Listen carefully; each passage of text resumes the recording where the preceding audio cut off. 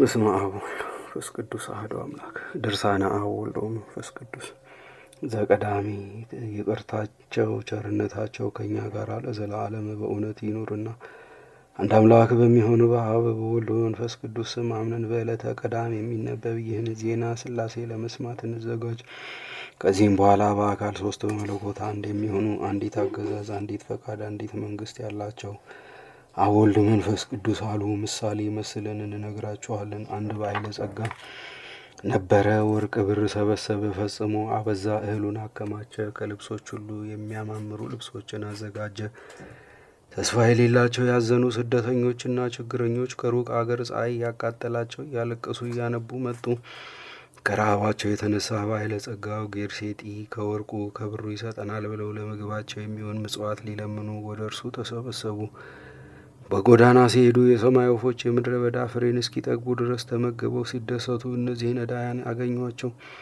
አዕዋፍም በባህታውያን ይመሰላሉ። አዕዋፍ የምድረ በዳ ፍሬ እንዲመገቡ እንዲሁ የባህታውያንም ምግባቸው የበረሃ ፍራፍሬ ነው። ይህንም ተመግበው አዕዋፍንና ባህታውያንን የሚመግቡ ሥላሴን ያመሰግናሉ። ወደ ቀደመ ነገራችን እንመለስ። እነዚያም ድሆች ባለ ጸጋውን አግኝተው ከወርቅህ ከብር ስጠን ብለው ለመኑት።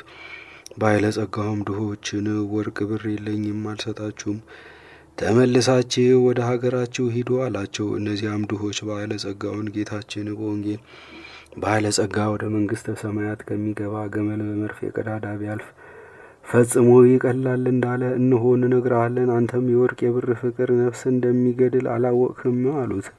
ባለ ጸጋውም መልሶ ድሆች እግዚአብሔርን ያስቆጡታል። እናንት ድሆች ከእግዚአብሔር ጋር የሚያገናኝ የሰው ባህሪ የላችሁም አላቸው። እነዚያም ድሆች የእግዚአብሔር ጠላቶች ፈጽሞ በከበሩ ጊዜ እንደ ጢስ ተነው ይጠፋሉ። ኃጢአተኛ ላይ ከፍል ይበደራል። ባለጸጋውም ለባለጸጎች ከሚያበድር እግዚአብሔር በእውነት ተበደረ እያሉ ሄዱ። ዳግመኛም እግዚአብሔርን የሚፈራ ሀብቱ የበዛለት አንድ ባለጸጋ ነበረ። ጥበበኛም ነበረ። 7 ልጆች ነበሩት። በእሳት የተፈተነ የጠራ ብዙ ወርቅ አስይዞ አብሯቸው ወደ ውጭ ሂዶ ለድሆችና ለምስኪኖች ይሰጣቸው ነበረ። የቤቱንም ገንዘብ ከጨረሰ በኋላ ሲነጋ እግዚአብሔርን እያመሰገነ ከባለ ጸጎች ሁሉ ከሚበልጥ ባለ ጸጋ አዝመራ ሂዶ የቀን ስራ ጀመረ። ብዙ ቀንም ቃርሚያ ይቃርም ነበረ።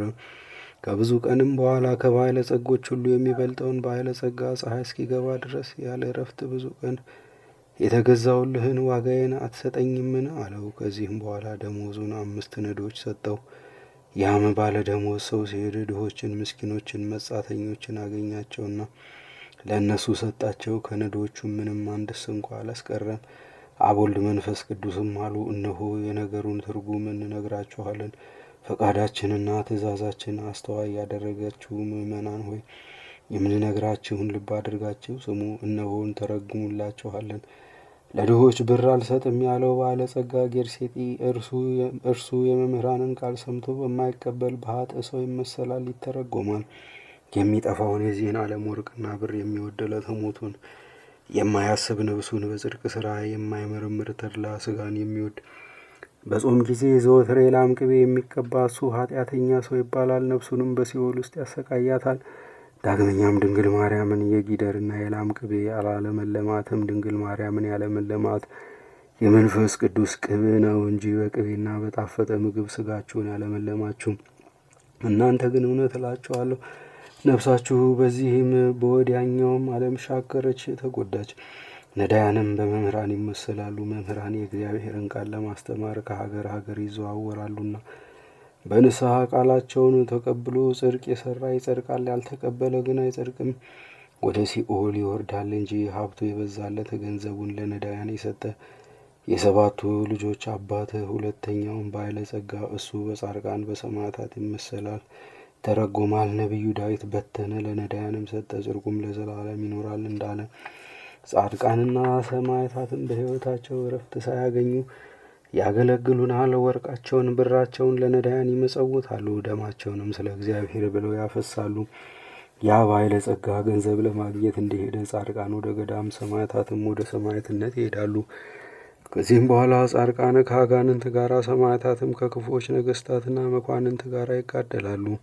ያ ሰው ያገኘውን ደሞዙን ለድሆች እንደሰጠ እንዲሁ ደግሞ ጻድቃንና ሰማዕታትም ስለ እግዚአብሔርና ስለ ጽድቅ ብለው ደማቸውን ያፈሳሉ። ነቢዩ ዳዊት ደማቸውን እንደ ውሃ በኢየሩሳሌም አደባባይ አፈሰሱ እንዳለ፣ ዳግመኛም ሐዋርያው ጳውሎስ በሰይፍ የተገደሉ አሉ፣ በድንጋይ ተወግረው በእሳት ተቃጥለው የሞቱም አሉ፣ የበግ የፍየል ሌጦ ለብሰው በየገዳሙ የዞሩም አሉ አለ። እነዚህም ጻድቃንና ሰማዕታት አገራቸው መንግሥተ ሰማያትን እስኪያገኙ ድረስ ለፊታቸው እረፍት ለቅንድባቸውም ሽልብታ አልሰጡም። ከባለጸጎች የሚበልጠው ባለጸጋም በሥላሴ ይመሰላል። ሥላሴም ከባለጸጎች ይልቅ ባለጸጎች ናቸው። ለጻድቃንም በመንግሥተ ሰማያት እጥፍ ድርብ ዋጋ ይሰጣሉ። 7ቱ ልጆችም በምእመናን ይመሰላሉ። በጸሎተ ስማቸውን የሚጠሩ መታሰቢያቸውን የሚያደርጉ ገድላቸውንም በመስማት የቅዱሳን በዓላቸውን የሚያከብሩ ናቸው። ሥላሴም ለጻድቃንና ለሰማዕታት ዓይን ያላየውን ጆሮ ያልሰማውን በሰው ልቡና ያልታሰበውን ዋጋ በመንግሥተ ሰማያት ይሰጧቸዋል። አይራቡም፣ አይጠሙም። ሰማይና ምድርን በሰማይና በምድር ያሉ የሚታዩና የማይታዩ ፍጥረታትን ሁሉ የፈጠሩ የአብ የወልድ የመንፈስ ቅዱስ ሥራቸው እጹብ ድንቅ ነው። ይህን ዜና ሥላሴ የሰማችሁ እናንተ የሥላሴን ምስጢር አድንቁ እንጂ ይህን የሥላሴ ምስጢር እንመረምራለን አትበሉ። እናንተ የሥላሴን ምስጢር አታውቁምና የሥላሴን ምስጢር በሚገባ መርምሩ እንጂ ከሚገባችሁ በላይ አትመርምሩ።